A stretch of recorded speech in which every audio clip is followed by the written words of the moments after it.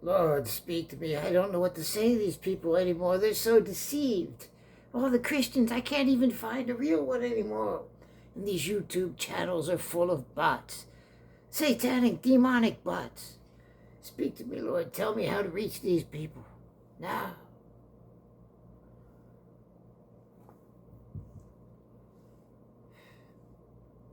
Say something to me, Lord. Let me know. Lord. I knew you'd call. What is it? Lord. Archbishop, I want you to tell them about the Ark of the Covenant and why I got so mad and killed Azuga right on the spot. Speak up, Lord. And tell them about David's terrible dancing. I pretended I liked it, but I really didn't. I read, that's what I His wife thought. hated it too. It's ridiculous. YouTube also. Lord, he sounds a little quiet today. I'll try to relay what he said. Yes, he was talking about the anger of the Lord when the Ark of the Covenant was being delivered by David and his crew. Let's read over that, shall we? Not only that, the YouTube channels. I was on that twin Hodge brothers, you know, those two fellows, the Hodge twins or something like that. And they had this preacher on there. They were making fun of this. I guess he was am I allowed to say gay or something? He was a rainbow preacher. He had a rainbow white gown, rainbow draped around the collar. And everybody was mocking the hell out of him. Everybody in the comment section, except maybe 2 comments. Well, I intervened and let them know what, if you think that's an odd dress to wear, an odd gown to wear for a preacher or a priest, you haven't read Moses' priests in Exodus and Leviticus. Yes, Exodus. Which Exodus was that? Exodus 29, verse 4 through 7. And, let me take these off here. Exodus 28, verse 40. You can see Moses' priest dressed more queenery.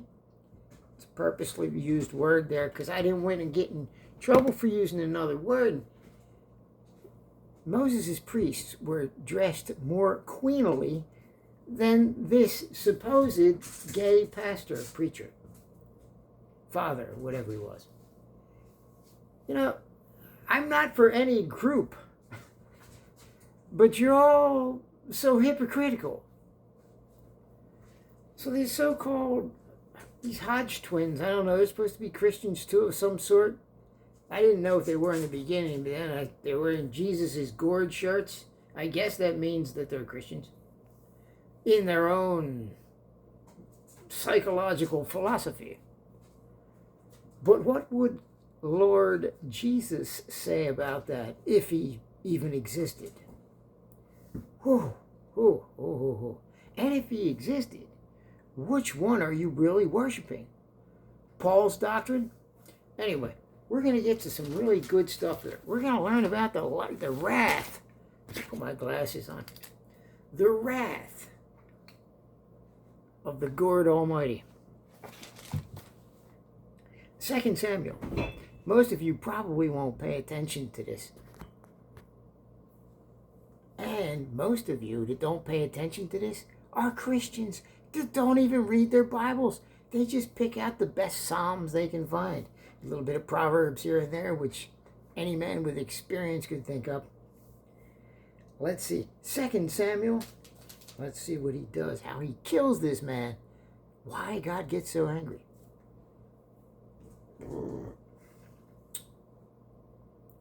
Or we could read about David's dancing. Why was his wife so upset? The Ark of the Covenant. We'll get right to it. How many of you are Christians out there? Raise your hands.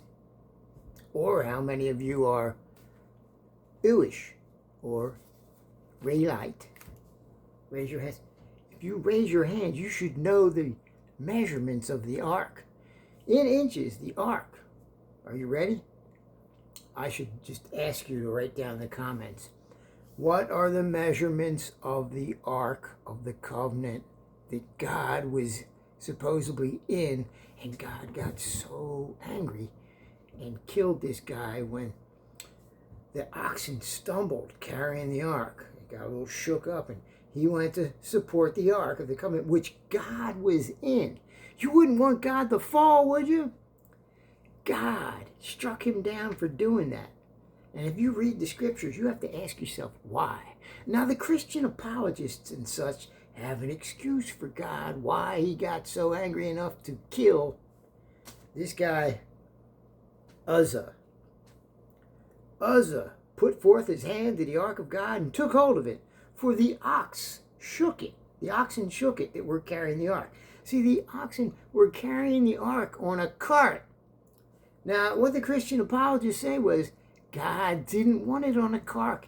He wanted the Levites, special priests, to carry them on poles. But see, they changed the cart back earlier. But why did God wait all this time? He knew that they're already carrying them on a cart of oxen. Why didn't he kill David and his men ahead of time, or whoever put it on the cart? David was responsible, because if you read back here, David seeks to bring the ark to Jerusalem. David gathered together all the chosen men of Israel, 30,000. David gathered them. David arose, went to all the people with him from Baal to Judah to bring henceforth the ark of God. God lived in a... How big was this ark? I'll just tell you, it was about the size of 2 cases of beer, okay? 2 30-packs of beer. Now, I haven't drank in a long time, but you do the measurements. I want you to look up how big the Ark of God, that they fit God into the Ark of the Covenant. This God in this little box was so angry. Now, listen. The anger of the Lord was kindled against Uzzah, and God smote him there for his error. And there he died by the ark of God. Now, what did David do after that? David was displeased because the Lord had made a breach upon Uzzah. And he called the name of the place Perusa Uzzah to this day. Perusa Uzzah, because of Uzzah. And David was afraid of the Lord that day. But David carried it aside, the ark. Yes, David was afraid of the Lord that day. How shall the ark of the Lord come to me?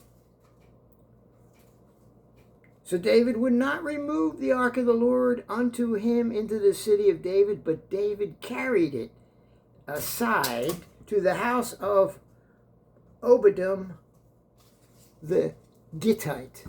Excuse me. Get that! Oh, dang it! You broke it. Get out of there. Get out of there. Go. Broke it. You sinned. You sinned, man. Get out of here. Hurry up. Move. Get going. Oh, man. She's gone. Oh. So, yeah, over there. So,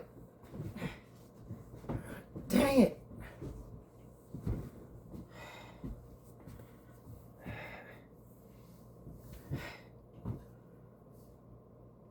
So anyway,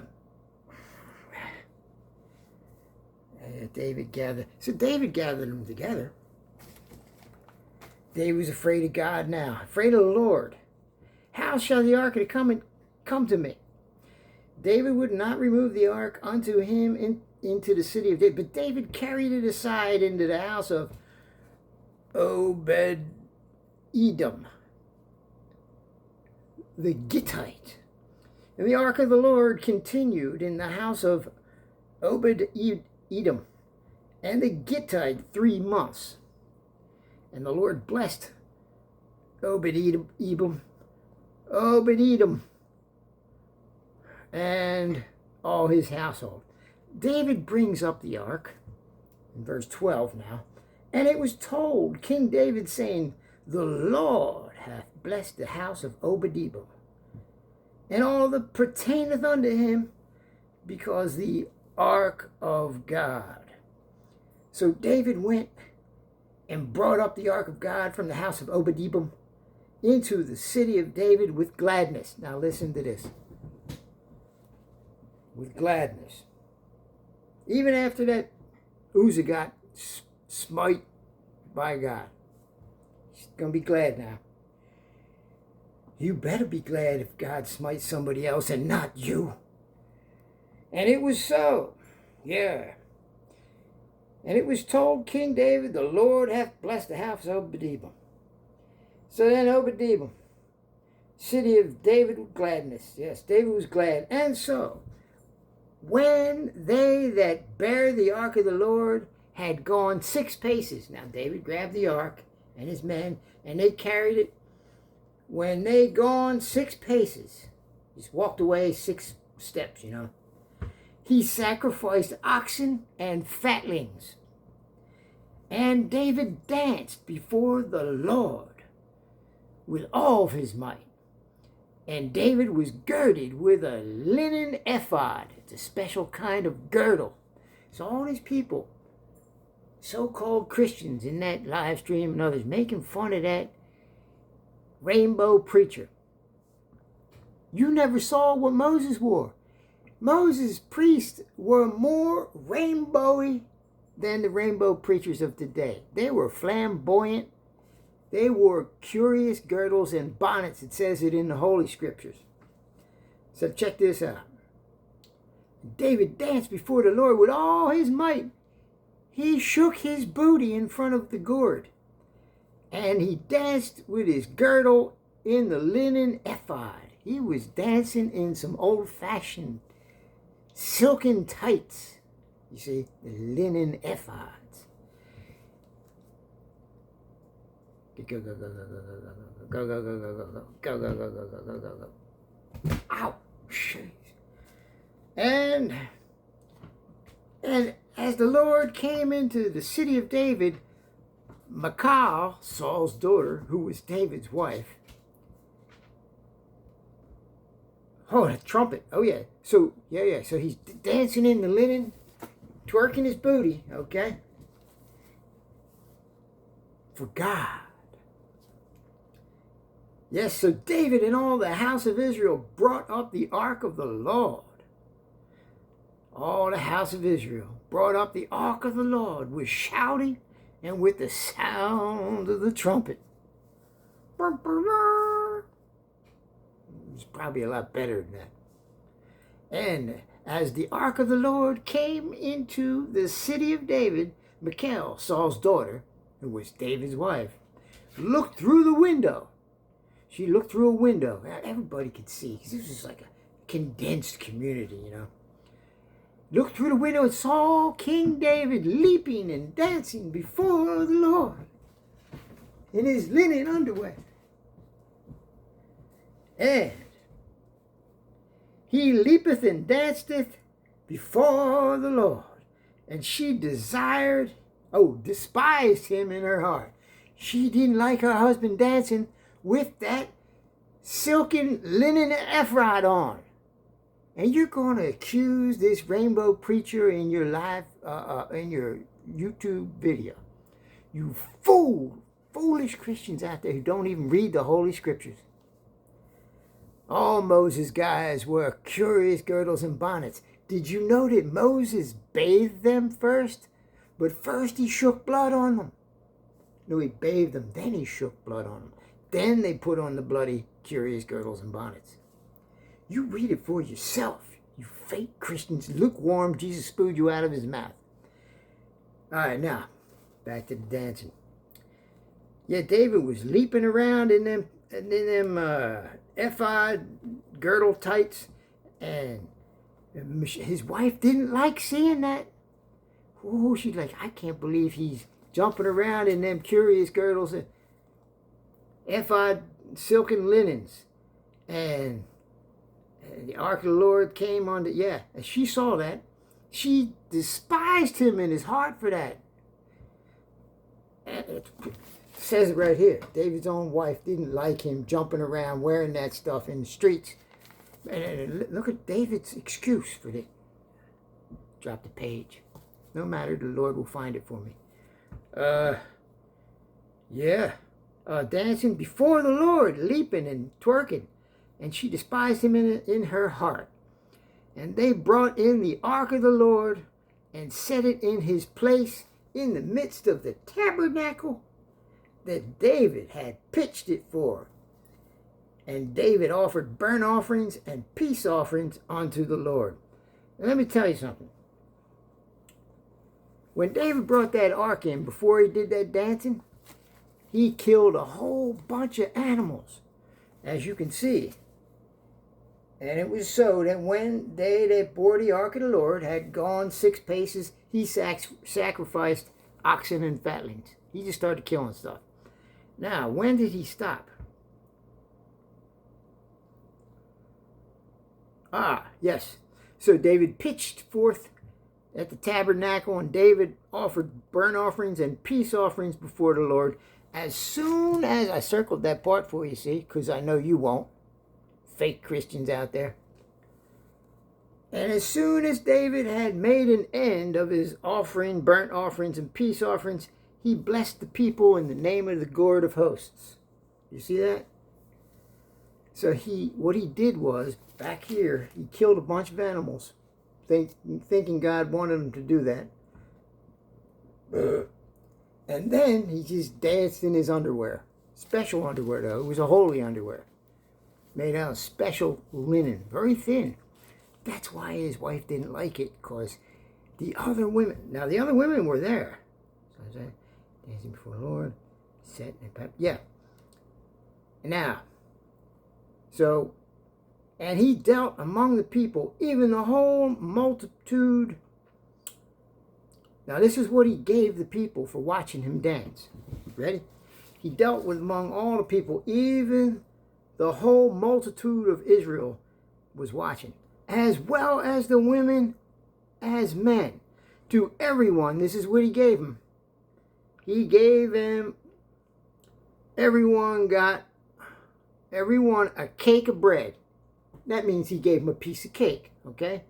David gave everybody a piece of cake bread. It says it right here. Then, and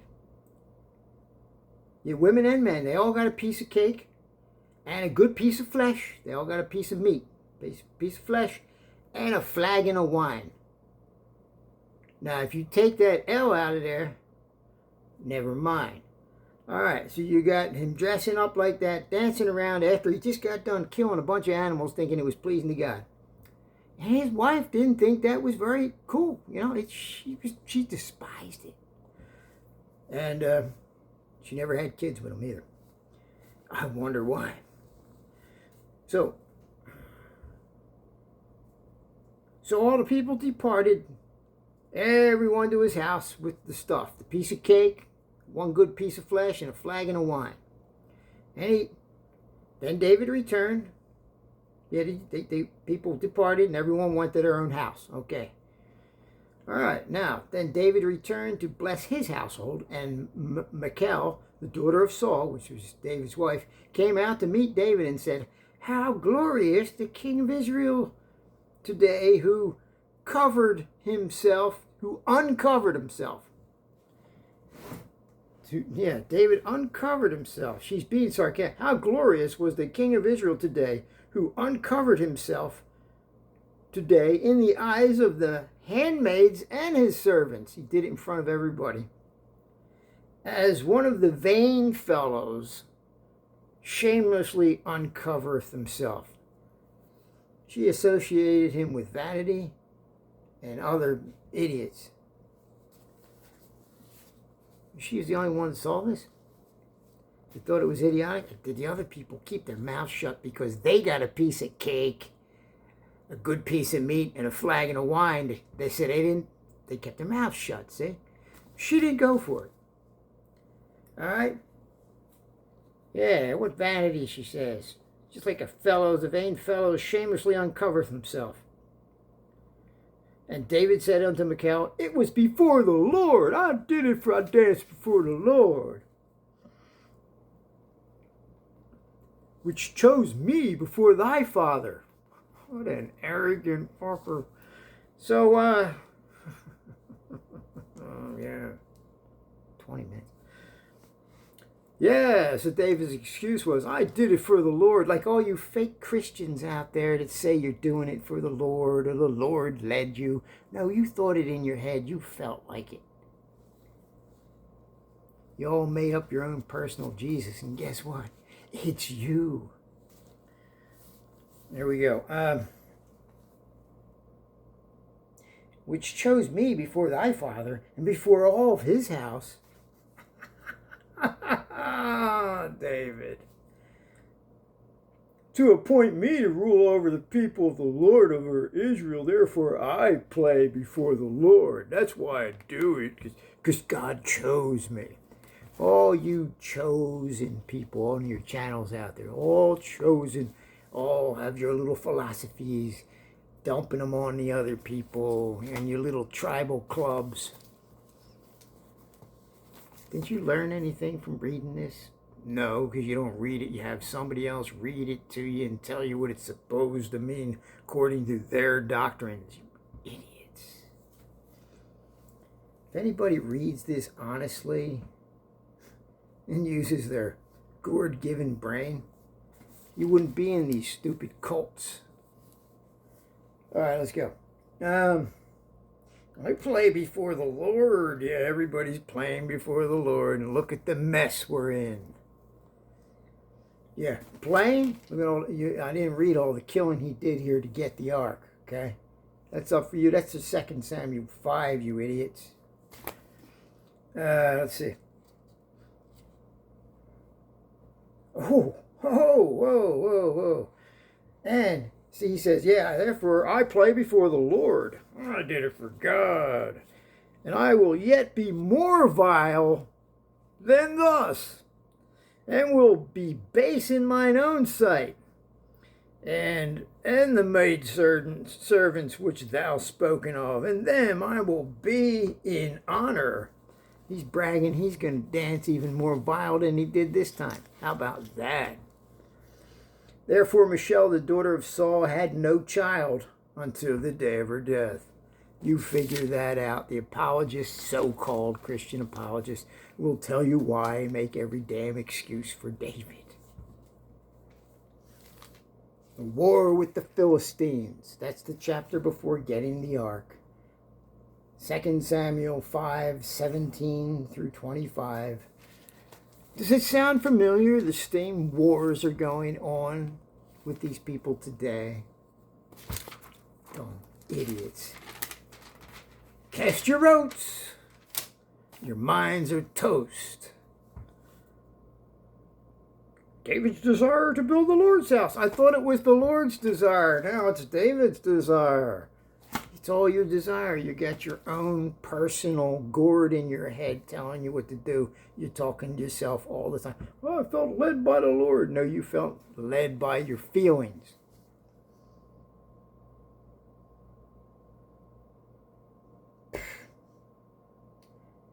Anyway, you're a bunch of hypocrites. All you fake Christian channels. There was a new one that went up the other day. You read the Adam and Eve story for yourself, you'd be like, why didn't I see this? You've been told what the Adam and Eve story means. It's the first story of enslavement to this tribalism that started here. Whoever these one-eyed farmers were and are today, it's all part of the same kind of system. It's an enslavement of your mind and your emotions through holy script yours. They're giving you a script to follow, and you're still following it.